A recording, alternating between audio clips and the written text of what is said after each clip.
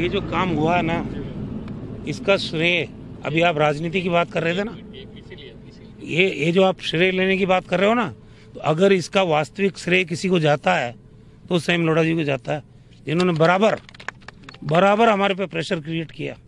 ये तो कहीं वास्तव में एजेंडे में नहीं था सिरोही, ये इनकी परस्यूएंस है। इन्होंने मुझे भी परस्यू किया, सीएम साहब को भी परस्यू किया, और फिर उसके बाद एक कैटेगरी हमने अलग बनवाई भारत सरकार से रिक्वेस्ट करके। एस्पिरेशनल जो डिस्ट्रिक्ट्स हैं, प्रगतिशील जिले जिनको बोलते हैं, और उनमें हमने 2 जिले शामिल हुए, जैसलमेर शामिल हुआ और एक सिरोही शामिल हुआ, और उधर एक करौली जिला शामिल हुआ। इस तरह से इन जिलों में वरना खुलते ही नहीं कभी मेडिकल कॉलेज, क्योंकि यहाँ की पॉपुलेशन आप देख लो। पाली में बगल में मेडिकल कॉलेज है, इधर बाड़मेर में मेडिकल कॉलेज है। तो ये इनकी इच्छा शक्ति की वजह से, राजनीति हम नहीं करना चाहते, लेकिन जो लोग ये कह रहे हैं ना, हमारा भी तो यार तुम्हारा ही था सब कुछ पहले, तब कर लेते, मीर मार लेते भाई।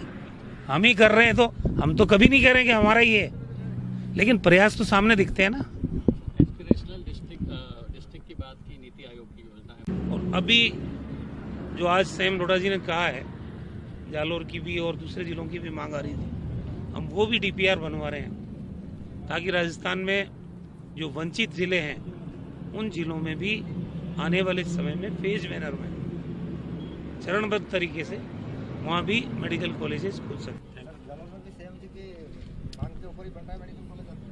इन्होंने ही मांग की थी अभी वहाँ मोहब्बत नगर में, तो हमने कहा इसकी डीपीआर बनाएंगे, इसकी घोषणा नहीं कर रहा हूँ। कुछ चीजें ऐसी होती है कि आप कह दो इसकी घोषणा हो रही है। डीपीआर ही सिरोही की बनी थी, लेकिन मंजूर हो गई।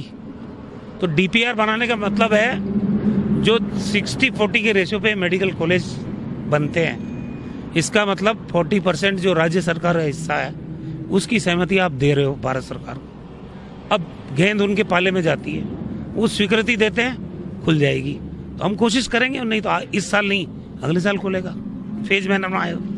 ये राजस्थान में